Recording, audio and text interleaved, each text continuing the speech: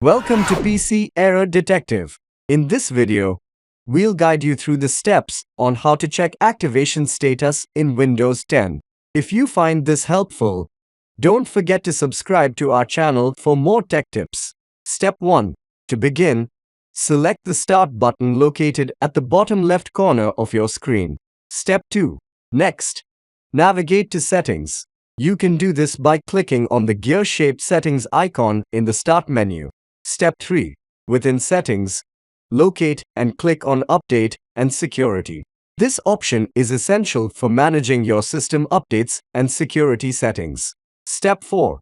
Now, click on Activation from the menu on the left-hand side. Here, you'll find detailed information regarding your Windows 10 activation status. And that's it. Thanks for watching.